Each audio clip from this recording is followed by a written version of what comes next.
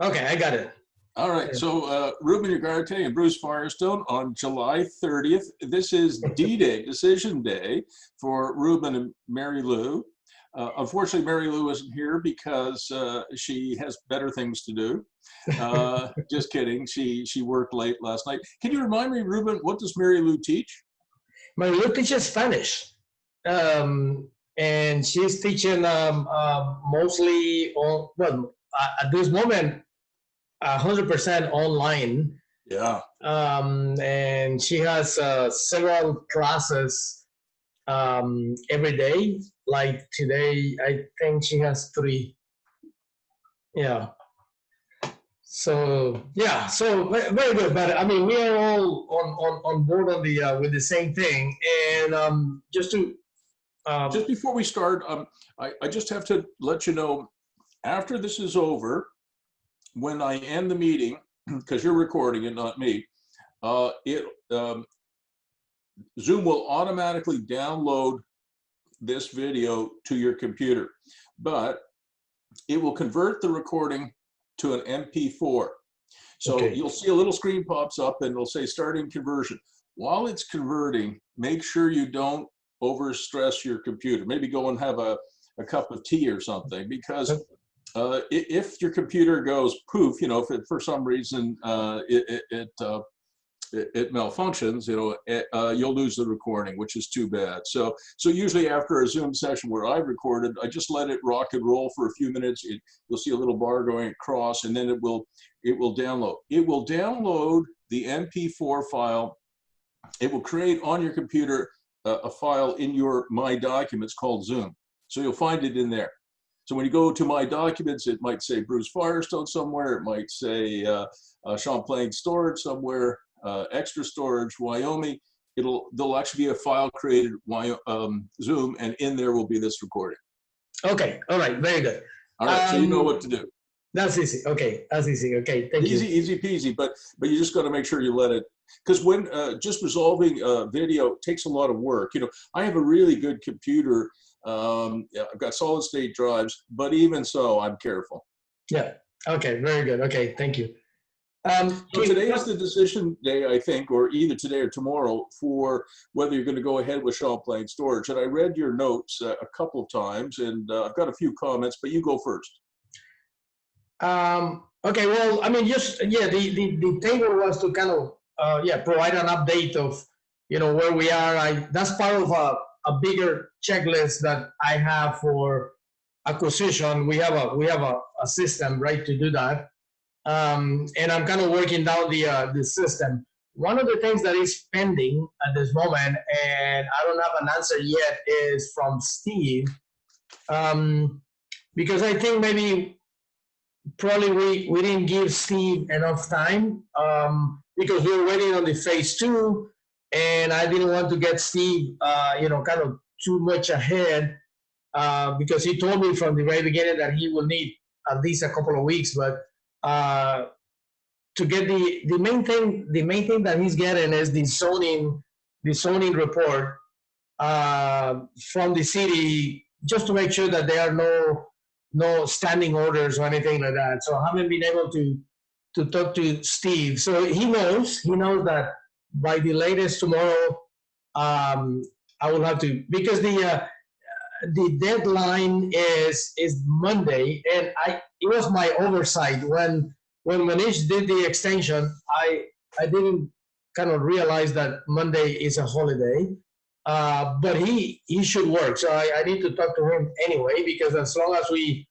as we send it, you know, by email, then and sign it. So I'm not concerned about that. It's still, even the weekend is in there, right? So, but that is the only thing that is pending. And yes, go ahead. Yeah. So I think what Steve is looking for is something called a zoning compliance report. Correct. Yes. And I'm sure you know what that is, but for Mary Lou's benefit, it's a very important thing. I mean, if you and I were buying like a home in a subdivision, the zoning compliance report isn't that important. But if you're buying something like this, 3,000 miles, 5,000 kilometers from where you live, it's commercial, it's big, you know, a zoning compliance report is really important. And you're, I think you just said that you're not going to have that by Monday? Well, Steve wasn't sure. That's what it is. It's actually in his hands. It's not me because he requested it to the city, but probably because this whole COVID thing and the offices are closed and all of that. So I don't know. I need to talk to him. I think probably he was pretty busy yesterday because I called him and I Yeah. wasn't able to talk to him. So I'm hoping that I'm gonna be able to talk on the phone. So maybe, I'm just raising this as a possibility. Let's say the zoning compliance report is not available until next Friday. Okay. So maybe what you could do, if Monish agrees, is you could waive all your conditions except that one. Well, there's only one condition at this moment, and that one condition is embraced in the lawyer's review is called. Well, And fair enough.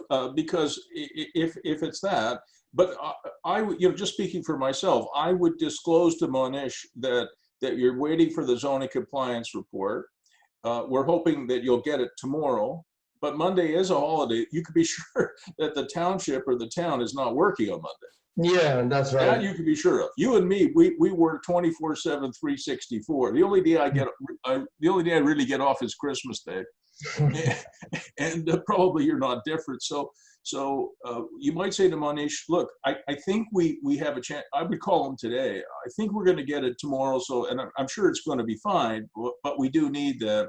But if it doesn't come Friday, it's not going to come on Monday because it's a holiday. But I think you talk to Steve first, and then you talk to Monish. Okay. All right. I'll do that. Okay. So that's the only thing that is kind of standing in for the decision. I don't see it as a major thing unless there is something that Steve sees that is something very serious in that property. But yeah. I think if there were any work orders against the property, he would have known about it by now. The zoning compliance report is just, I mean, every once in a while, you're buying a property that right in the zoning bylaw says this is industrial or this is commercial or whatever. And then when you get a zoning compliance report, it's something completely different. It actually happened to a client of mine in BC, in Kamloops. You know Kamloops, right? Yeah. And she was buying a commercial plaza, and it turned out the plaza was completely non-compliant in so many different ways. But the only way you could actually find that out is to get a zoning compliance report from Kamloops. And when we got that, we were totally blown away. And he went ahead with the purchase anyway, but we got like a $70,000 or $80,000 price abatement on it. Okay. Because it has to be rezoned. Yeah. And I don't have to tell you that the rezoning process, wherever you are, whether it's Kamloops, BC, or Vancouver, imagine doing a zoning change in North Vancouver. Yeah. At the moment, all I have is email from Jennifer, the senior planner, that she went over the site plan, and so she didn't raise any flags. She just said, if you need to know if the building permits are closed and all of that, you need to call the building permit, the office. But I didn't feel, and even in the phone, I have spoken with her a couple of times. Yeah. So like this thing is way out of the zoning, way out of whack. It doesn't. I feel very comfortable, but just so you know, you cannot legally rely on anything that you get by email from, say, a planner like Jennifer. It would, if you ever went to court, it would have almost no standing. Yeah. Okay.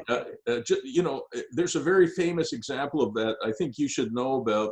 A sophisticated developer, built a 4-story hotel next to the Pearson Airport in Toronto. They did their zoning check, and they obviously applied for a building permit, and they got their building permit. They built a 4-story hotel.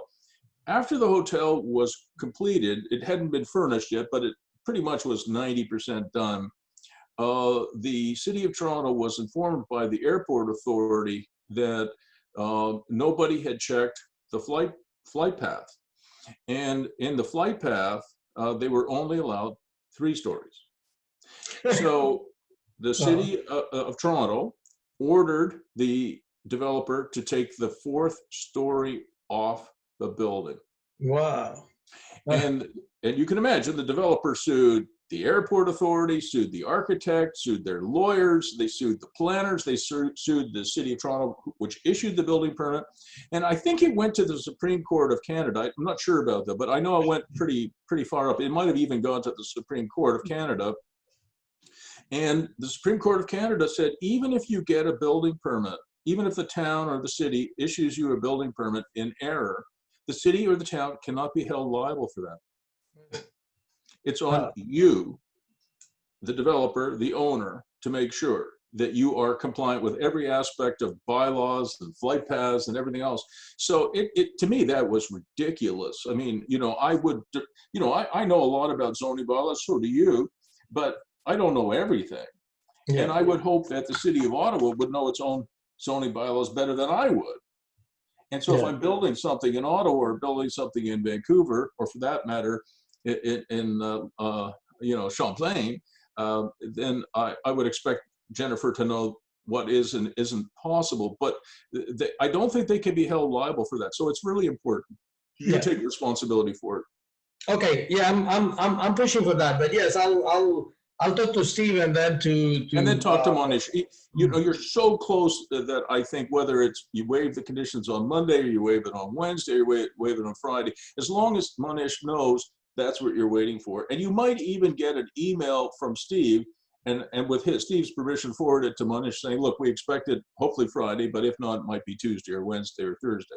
Yes, correct. And then Steve talked to Westboro. They didn't change. They resend the commitment letter. Yeah. I went over and I think it's okay. The only thing is that was not completely understood is that they are getting the 6 months payment deferral, right? They allowed not to pay the first 6 months. Right. And they are adding it to the mortgage. And it's similar to what CMHC, they do that. And so I made a quick calculation. And by doing that, it's going to be about maybe $300 more in interest, which is not going to be a big deal. It's just that those $12,000 we don't have to put up front. And then it reduces a little bit the down payment that we have to put in by a couple of thousand. So after a lot of math and a couple of things that I went back and forth with Monique, the lady from Westboro, I said I'm okay. So we'll leave it at that. I mean, it's just. I mean, I have another group in here, that I belong to, OC Europe, maybe you've heard. So OC always stress the thing and says it's not the interest or the terms and all that, it's the availability of the money, right? And is that right? Who told you that? Yeah, that's OC in the group is always stressing about that part of it. And so this is what I'm looking at. Westboro is saying this is the money, right? It's right. So I'm really impressed that they understand that. That really impresses me, Ruben. And I think they're right. And you and I've talked about it before. As long as expensive money is a bridge to get to the next step, I'm okay. I mean, I really don't care if you pay 15% interest. I mean, I care. I mean, I'd rather pay 10% than 15%, but I don't really care as long as it's a path to get to a lower interest rate. And a lot of people, that I talk to, I do quite a bit of this coaching stuff, and I do have some Government of Canada and people who work for provincial governments who are doing some coaching with me. And when I tell them that, they don't really believe me. I mean, they're nice about it, but they don't really agree because they look at their home mortgage. I got one guy, he's a major in the Canadian Armed Forces, and I think his home mortgage is 1.45%. Mm. And he's buying he wants to buy a little plaza And it's really a sweetheart of a deal, I think. But he needs a second mortgage to make it all happen. And we're going to animate that property, increase the value, we hope, in the next year, and then refinance it. And the second mortgage is 12%. He's freaking out. And I told him, I said, it's not really the cost, it's the availability. Because if you don't have the second mortgage, you can't do this. It's just too big a bite, and would put your cash flow at risk. So, or your cash position, not cash flow, your cash position at risk. So I'm not sure if he's going to do the deal or not. We'll find out. I think that's August 15th. He has to make up his mind. He's got another couple of weeks, but he really is struggling. Why would I pay 12%, which is outrageous compared to 1.45%? But for entrepreneurs like you and me, especially since you and I both believe that the extra storage model has legs, and you and Mary Lou could end up with 30 of these places, paying 10 or 12% or whatever the interest rate is to get to the next to get to next year, and a refinancing 12 months or 18 months from now. To me, I think that's fine. Yeah. So and I spoke in that regard. I spoke with RBC because in London. I saw that. Yeah, because RBC just closed on the refinancing on that building in Sarnia, and they did it so good and so smooth with CMHC. And so this is our first mortgage with, this size commercial with RBC. So I called the person in charge of the construction loan, and I explained the project in Champlain, and he likes it. And so he said, okay, well, what you can do is, put this couple of buildings to work, get some revenue. That's right. Come back to us and present the project. And if the debt ratio, that including the mortgage with Westboro, works the numbers, then we can finance 75%. I saw that in your notes. That's fantastic. What rate did you get on the building in Sarnia? 1.29 on a $1.13 million in the mortgage. It's when they were promising about 1.8, 1.9 in the commitment letter, but when it came in, the approval, it was actually a couple of days ago. It happened. This is a celebration week. So when it came in, I said 1.29. Ruben, you just ruined my day. You totally ruined my day. I'm telling you, 1.29%, it might as well be free. It's free. It might as well be free. And that is actually $800 less a month on the monthly payment, on the mortgage payment, than what we were paying before. So it goes straight to the cash flow. So we're having a meeting with these investors next week, because we're gonna give back 25% of the original equity. So they are happy.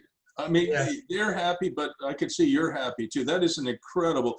I want to congratulate you on that. That is really, Ruben, you remind me of another client of mine and a friend of mine. His name is Nam Dam. Yeah. Nam is originally from Vietnam. He was one of the boat people. If you remember the boat people from Vietnam. Yeah. And I've never asked him about his experiences leaving Vietnam at the end of the Vietnamese War with the United States. But you can imagine what that was like. And he is incredibly successful person. I mean, he's older than you. He would be well into his 70s now. But, he does remind me, or you remind me of Nam. You are very careful, very thorough. You do great due diligence, and you're not in too much of a hurry. Mm-hmm. Most people, and myself included, I have to admit, most guys I know are always in too much of a hurry, and they make quite a few mistakes. I've made a few, as you know. Mm-hmm. And the people who are most successful in business are actually have your personality more so than mine. And that's a compliment. I mean it that way, because you know, if you continue to be careful and thoughtful, which I'm sure you will, then you will probably get to 30 extra storage locations. As long as you don't buy some like the one that we talked about, you know, I guess a couple of weeks ago, which are drastically overpriced. You want to look for more like Champlain Storage. They're in trouble, and you come in and you clean them up, you fix them up, you put your formula in place. If you stick to what you're doing now, then you know, I mean, what would happen? What would it mean if you could drive the value of Champlain Storage up from, you know, $400,000 or $500,000 to $1.5 or $2.5 million? It would mean a lot. Yeah. And what would happen if you did eventually sever off, you know, 6 or 8 acres and sell that for a, you know, $1 million or $2 million or whatever the number is?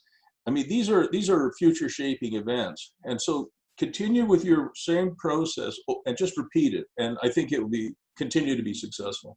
Okay, very, very good. Thank you. Thank you. Yeah, so I like the idea that RBC can be on board. I mean, they demonstrated that in Sarnia, and probably it's going to be before the end of the year, because he said you got to prepare all the pro formas and, you know, show it to me and all of that. I said, not a problem. I can prepare all the numbers and everything. Exactly. I know you know how to do this. So I'm going to ask you again. This is probably the 4th time I've asked you this. Since you know how to do the financing, you know how to operate the business, I'm still not sold on the idea that you need investors to make Champlain a success. Sorry, can you repeat that? So because you know how to operate the business, and because you have a good relationship, for example, with Royal Bank of Canada, I don't really think you need investors to make Champlain Storage a success.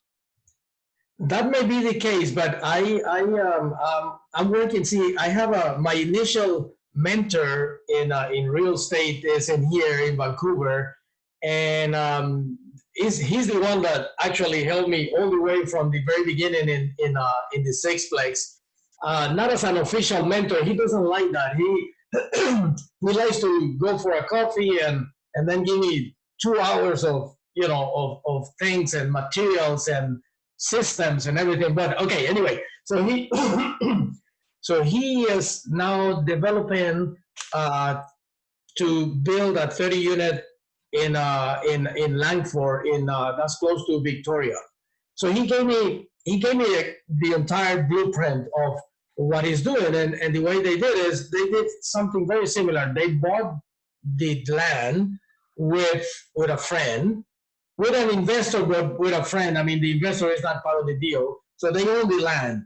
So then they created the development project, which in this case the building, and they offered the investors 50% of the equity. That's how they started. So they created a share structure of the price of the structure. So, but they are raising about $3 million, right? So, but then when they put the zoning in place, because that's what he said, the first thing is the zoning change. When they put the zoning in place and they changed the zoning and then they did an appraisal, the value of the property went up enough. So now they are only, with the money that they are raising, the money is the same because that's what they need. They're going to get a construction loan, same exactly as what RBC is saying. They're going to get 75% on the construction loan. So what they're selling is only 25% on the shares of the company. So they're going to own 75% of the building. And it's not for sale, it's just for rentals. So I spoke with him and said, well, you can do, you know, basically the same thing in Champlain, and then bring in, you know, all of that money plus the 75% of the bank.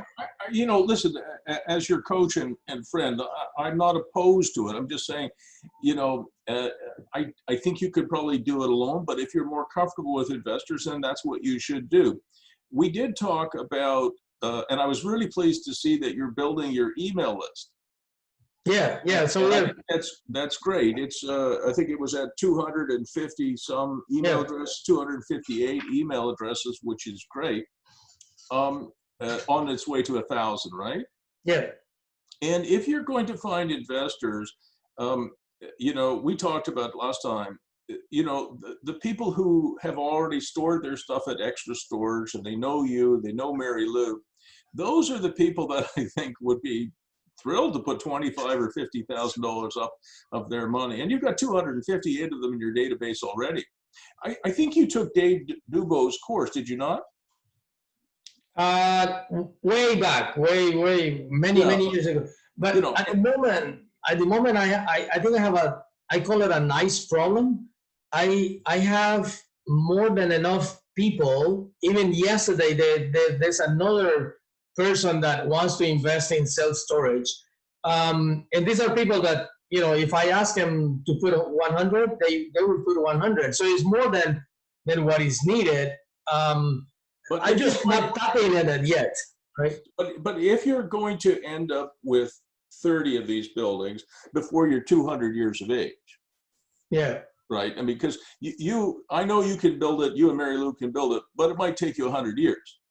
yeah, So the reason, from my point of view, the reason that you would take in investor money is to speed up that process. right, yeah, So if you just draw back, and we don't talk about Champlain for a minute, we just look at Ruben and Mary Lou, and we're saying we're looking 5 or 6 or 7 or 8 years down the road, not more than 10 though. We're looking 8 or 10 years down the road, and we're seeing 30 extra storage locations, probably 75% owned by you and Mary Lou. hmm, Okay. So to me, the real reason you would bring in investors is to make that process a 6, 8, 10-year process as opposed to 20 or 30 years. yeah. That is the key thing. Money is like an accelerant. You know how the mob, when their restaurants aren't doing very well, they put gasoline or some kind of kerosene or something on these buildings, they burn them down, they collect the insurance. Money is an accelerant. And so investor money, in my opinion, should be a bridge to get you and Mary Lou to having a really, because I'm not saying you should ever sell it, but if you ever decided to sell 1 storage place or 2 storage places or even 3, you can always do that. You put them on MLS, somebody comes along, you haggle. But if you had 30 of them and they were each worth, I don't know, $3 million, you have a $90 million or $100 million sale. Now, some of the big guys will be interested.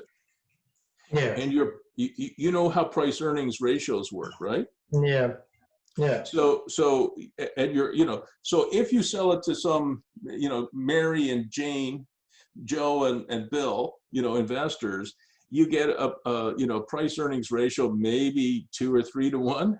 But if you sell it to some of the big guys and they can add it to their if they're publicly traded, they can get a 20 to 1, at least 10 to 1, but maybe 20 to 1 price earnings ratio.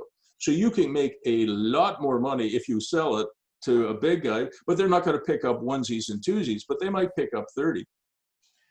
right. Well, then maybe that's the idea. Maybe start building these people that are interested in the self storage and bringing them Right. like in a fund, right, or something like that. Correct. That we can go and acquire another one, right? And there are people that I work with where we have actually really interesting exit strategies because your investors, I know they like you, and I'm sure they love Mary Lou, but they like you and they're happy to invest, but at some point they get older. And because I'm 68, I have clients I work with who are now 80. They used to be 50, but not anymore. They're 80. Yeah. And when they get into their 70s, and certainly when they get into their 80s, they are really thinking about simplifying their affairs. Mm-hmm. So at some point, these investors will come to you and say, well, you got to buy me out. Yeah. I need my money back, So some of the people that I work with have exit strategies that are really interesting. you okay to continue, Ruben? Yeah. No, I'm just writing something in here. Yeah, okay. Just sometimes you have to text or something. No. So one of the exit strategies. So let's say a decade from now, some investors are saying, look, it really is time. I'd like to get my money back and exit. And say you had 30 of them, and maybe they're worth, the package is worth $100 million. But you and Mary Lou don't want to sell. What you can do is you can sell part of the portfolio. So you might sell 20 of them for $60 million. Pay out your investors, put some dough in your jeans and in Mary Lou's pockets as well, and keep 10. Yeah. 100% your own. Yeah. So there are many different exit strategies, which also mean that you don't have to actually fully exit, because maybe you want to pass on 10 of these wonderful extra storage buildings to your kids. Yeah. And you want to keep them. So you can exit without exiting, if you follow what I'm saying. Yes. Okay. No, at this moment, I'm okay with well, I gotta be okay with me, but I like to not only have investors in place, is because I like them to have this what do you call this idea that we will be and we will continue to be a source of potential investment for them. If I keep telling them no, I don't have anything, by the time, let's say, a building comes down the line in Sarnia, say, where I need a million or so to buy that building, then I may not have. So that's the only reason, right? It's kind of keeping the balance. No, but I do think that we've covered it now, and I know you have a full understanding of it.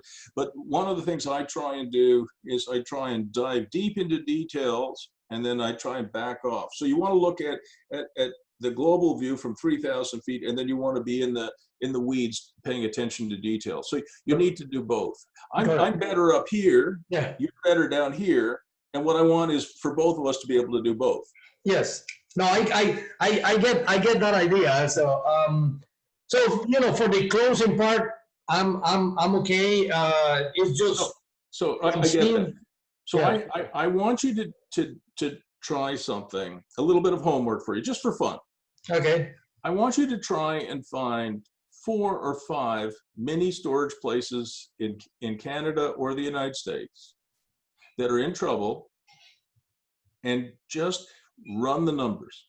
It would be a very good exercise for you to do, because if you just go mini storage places for sale, there'll be like 20 or 30 different sites.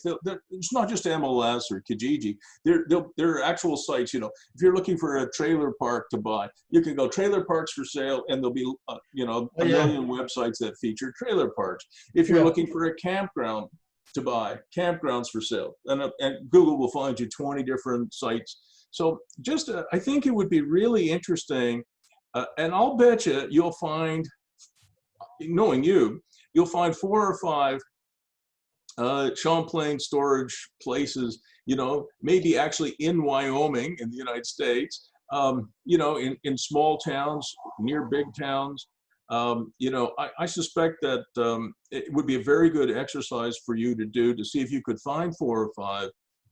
And then when you feel you're ready, you could, because did you see the numbers that came out yesterday?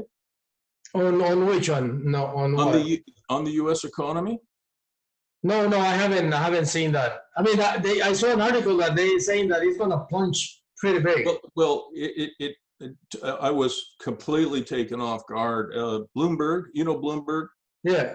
Bloomberg announced the numbers yesterday. The research is there. The U.S. economy in May dropped 32%. Yeah, so that's going to be a big plunge, and that's why. I mean, the states. I think the states will be attractive.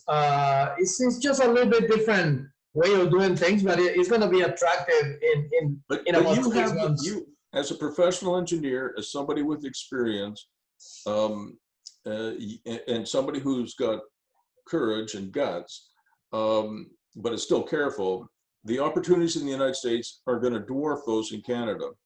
And when the economy dropped, I predicted a 40% drop Oh, excuse me for 1 second. Yeah, sure. Just on the call here. I understand that. Dave from Roof Master would like to go up to Van Robin because he needs to see inside the barn Yeah, I'm going to be out there today at 1. at 1. Yeah. For how long? I'll be there for a couple hours. Okay. Sorry about that, Ruben. I'm doing a project, and this one, I guess, couldn't wait. So I forgot where I was. No, we're in the opportunities in Yeah, the yeah. So the US. opportunities, yeah. So I mean, I thought it would. I thought the American economy would drop almost 40% over 3 months, but it dropped 32% in 1 month. Yeah. So And you know how big the U.S. economy is, right? yeah. We're talking something like $6 or $7 trillion. Maybe it's more than that. It's some incredible number just fell out of the U.S. marketplace. So over the next few months, oh my gosh, our American friends are in terrible trouble. Yeah. But you know, the good news, if there is any good news, is that for extra storage, I mean, geez, what is the closest state to you? Oregon? Washington. Washington. Yeah. So you might look in Washington, you might look in Oregon, you might look in California. I mean, how long does it take to get from Vancouver to California by plane? Not very long. 2 hours. 2 hours. So I mean, those states, you know, Washington and Oregon and California, you know, and there's a few others in there. Yeah. That's where I would look, a little closer than Ontario. Yeah, definitely is a good idea. And yes, I did a little bit of a search a few months ago, and obviously the opportunities in self-storage in the US are maybe 20 times more than Canada. Yeah, it's big difference on so I think that would be the next step, but that's where I guess that's your idea. I like it where, okay, we can bring in all of these people that are telling me, okay, we want to invest in self-storage, but at the moment I say, okay, well, to myself, I say, I don't have anything yet. Right? Yeah, like I was talking about my the major, you know, who works for the Department of National Defense. You know, he might be a better investor than an owner. Yeah. Because, you know, he's very uncomfortable doing, I mean, what is the interest rate that Westboro's charging on their first mortgage? Which one, sorry? Westboro? Westboro, yeah. 5.7. So that's not terrible, but you know, again, it would scare the bejesus out of him, right? A first mortgage at almost 6%. So people like that might actually make more money investing in you than in themselves. Yeah. People like you and me make far more money investing in ourselves than we do in other people. Yeah. So that's because we're entrepreneurs. But Ruben, how many out of 100 of your friends, how many of them are true entrepreneurs? I would say I don't have the count, but a good number. I mean, a good number. You know, maybe the closest friends, like the ones that we played racquetball and all of that. I would say maybe about 10. They are all entrepreneurs, but out of that group in Aussie Europe, I would say more than 50 people that I know are entrepreneurs. In real estate, some are not in real estate. They attend the meeting, but they are entrepreneurs. The sad thing is on this whole COVID is that, you know, those meetings are very, very productive in terms of making connections and, you know, talking to people and having a beer and all that. And we haven't had one in 6 months, and so that's quite a disconnect for the moment. They've been doing it on Zoom, but that's not even close. So Zoom is great, but it's not the same. No. You know, I taught a course, I just finished a course called Pivot, you know, with 71 students from all across Canada, the United States. I even had a student from Mexico, and I taught them for 3 months on Zoom, and it was good. Yeah. Not the same as having them in a classroom. Yeah, that's right. Not even close. It's not just because, you can't really interact the same way. I mean, that's a part of it. But the other part, the biggest part that I think was missing is that when I teach in a classroom, you know, obviously the interaction between me and a student is very good. but the interaction between the students is actually very good.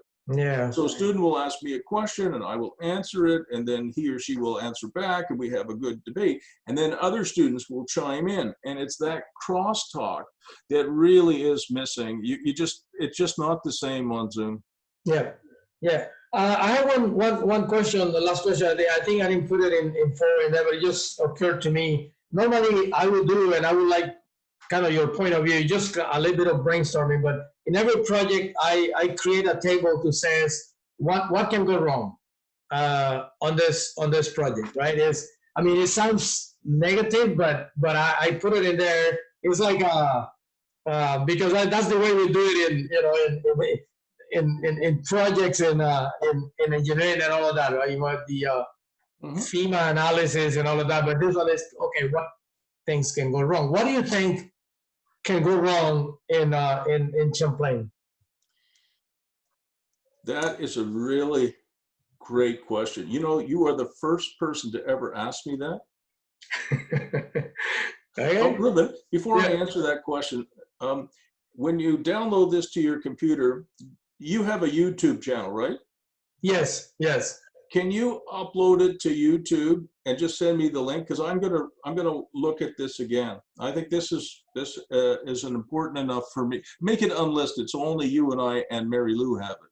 Can you do that for me? Yes, I certainly can do. Yes, because I can learn something too. Yeah. In fact, I am. This question is really good. So there are things that can go wrong. And we'll assume that all the due diligence is done. The zoning compliance is there. Obviously, the phase 2 report came back clean, which is great. So those are not the issues. To me, the main risk, I think you have two big risks. One is property management. Yes. I don't have to tell you this, but most property management companies are really terrible. Yeah. They just are. And you know, we've talked about this before. They steal from their clients. They cheat their clients. They tell you that a $500 repair is needed, but it really isn't. Yeah. And they just put it in their pocket and they share it with their buddy. You know, the plumber, the electrician, the roofer. So I think a big risk is that any property manager that you have, and I know you've hired a company in Hawkesbury. Not yet. I'm in talks. But you're looking at that. Yeah. But to me, that is one of the major risks, that you will end up with a property manager who doesn't properly represent you and Mary Lou. Yeah. One of the things you told me about extra storage, and we added it to your tagline, is that you're the friendly company. Mm. When somebody calls up your property manager, he or she, many of them are actively hostile to clients. You know that. Yeah. They don't make very much money. They're in a hurry. They don't like taking calls. Every time the phone rings, it's a problem. Yeah. I mean, there's no exceptions to that. When you're a property manager, when that phone rings, it's a problem. Yeah. So you pick up the phone, you say, yeah, what do you want? And so that is a risk. And that is a problem, I think, that they will not live up to your standards, and it will be a horrible experience for your clients and frankly for you as well. So even if they don't cheat you, actively steal from you, they can certainly put off your clients and give you an extra storage a bad reputation. Yeah. I don't have to tell you that if your clients get mad at you and Mary Lou and extra storage, they can go on Google Maps, not just in Champlain, but on Wyoming as well, and say, I would never deal with these people in a million years. They are terrible. And you can't do a darn thing about it. Yeah, yeah. So that is a really, really important thing, I think, for you and Mary Lou. This is a crucial decision. And the second obvious risk is that you won't rent enough sheds quickly enough. Quickly enough, okay. Yes, because the winter will come in, right? Yeah. Yeah. And that's one of the reasons why I kept saying to you, you know, you just got to have those parking spots, because, you know, I have a client out in Carleton Place, which is on the other side. So, you know, this is Ottawa here. we've got kind of Champlain way over here, and then we've got Carleton Place over here. And he runs mini storage in Carleton Place on the other side of Ottawa. And I asked him, I bugged him about it for years. He's a young man. He runs a self-storage company too. I bugged him for years to add an RV parking lot. I said, you got to do it. And he has room now on his properties. He's done what you wanted to do. He's gated it, fenced it. It looks nice. He's done the angle parking that we talked about. Yeah. And he has a room for 100 RVs, and he has one spot left. You're right. And then I have another client south of Ottawa, near Kempville, which is, again, south of Ottawa. So we've got Champlain over here, and we've got Carleton Place over here, we've got Kempville. So we've got Ottawa covered between the three of you guys. He also has, I think he has room for more, about 150 RVs. And he also is down to like 2 or 3 spots, right? And it's the cheapest, quickest cash you could get. I mean, yeah. I think the cap rates on it are like insanely great. So that's why I really, really want you to do a good job. I'm sure you will on RV parking, and try and get 100 of them if you can within that space where you're permitted to do it, because I think those will go. And it might not be RVs. They might park a boat there. I mean, do you really care if it's a boat or an RV? Probably not, because the marina is not far away. Yeah. So to me, the things that can go wrong, those would be the 2 big ones. Okay. All right. Very good. So what I'll do is I have a document where I will put that and a couple of other things that I might think of, and then we can discuss it later. I mean this is not for for now, but one of the things that the idea, just to give a brief comment in here, the idea of getting this company in Hawkesbury to start with, and I call it to start with. It doesn't mean that we're gonna run many years. Is because I'm new in town, and it's exactly what happened in Sarnia. It's just a story repeating itself now 4 years later, where we got a property manager for the first 6 months, and actually we had to change it after 6 months. So the only thing that I'm going to negotiate with him is that in his contract, he sent me the agreement. It says that it's 1 year, and I don't want to get into a 1 year contract. So that's the only thing, basically, that the contract is pretty standard, right? So that's yeah, that's fine. And what you should probably do, Ruben, is also talk to some of his clients before you sign that contract. That's one of the things that I'm gonna also ask him. Look, I hope you don't mind. Don't ask him for references. You ask him for clients. He says, so tell me, who are some of your clients? Well, I help Jane. I help Renault. I help 3 or 4 others. Could you ask them if I could call them and just they could tell me what it's like to work with you? And if he says no, that's a problem. Right. Okay. And if he says yes, you should do it, because you want to talk to people who have worked with him. Yeah. And the other thing that I do quite often is when I'm negotiating with roofers and people are doing fence and landscaping and a million others, is what I'll quite often do is I'll negotiate with them for a fair price. And then when we have an agreement, I'll then turn around and say, well, actually, I'm going to pay you a little bit more. Mm-hmm. I do that. It may not be very much, but it's something. And people go, what? Yeah, I'm going to actually pay you a little bit more. I thought about it. I beat you down pretty hard. And, you were going to charge me $2,000 to do it. And then I beat you up, and now it's down to $1,500. I'm actually going to give you an extra $150 on this little project you're doing for me. And they go, oh, that's so nice. It's like a tip. Right. Yeah. And most people, Ruben, don't, you go to the restaurant and you have a nice server and she does a great job, and you say, gee, instead of giving her, $5 or $10, I'm going to give her $15. She did a great job and my family had a good time, and it's worth $15 or $20. So you give her a little bit extra tip and you make her day. I actually have, I'm not saying you should do this, but I actually have some of my clients who give me a tip as a coach. They do. I don't ask for it, of course, and I'm not asking you. I'm trying to teach something here, but you know, some of my clients have done really, really, really well, and so a year later, sometimes 2 years later, I'll get like an email transfer, you know, for $1,000 or $500. And I go, what the heck is this?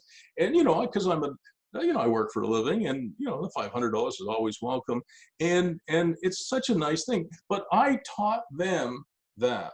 So if you're dealing with a roofer or an electrician or a fencer or even a property manager, you can sometimes surprise them with something like that. Do you understand what I'm saying? Yes, yes. And it's very inexpensive from your point of view, but you get tremendous loyalty from them for that.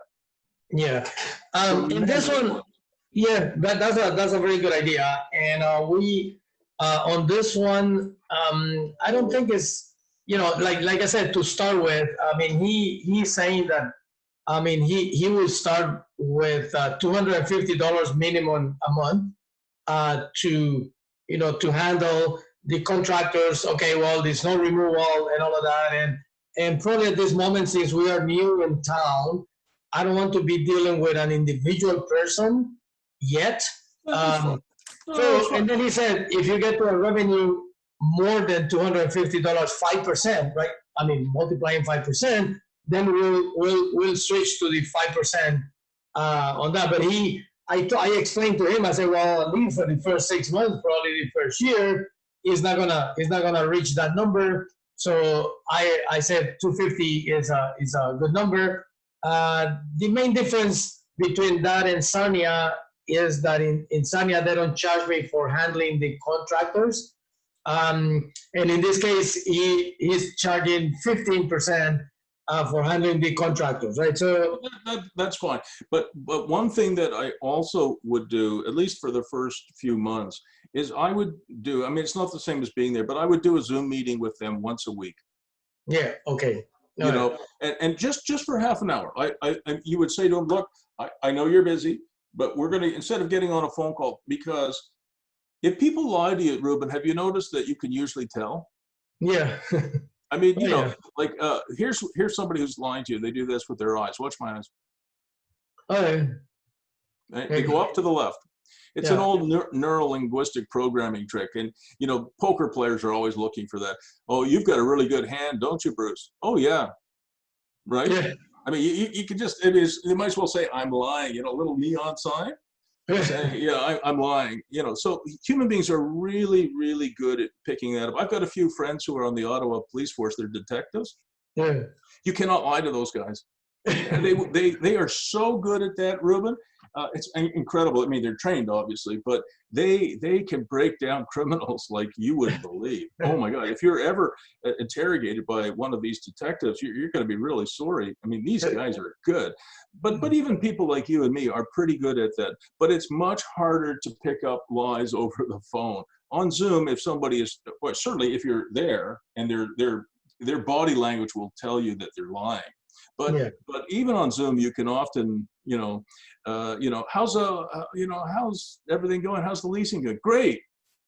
I mean, did you clear all the snow and made sure you brushed around the doors? Oh yeah.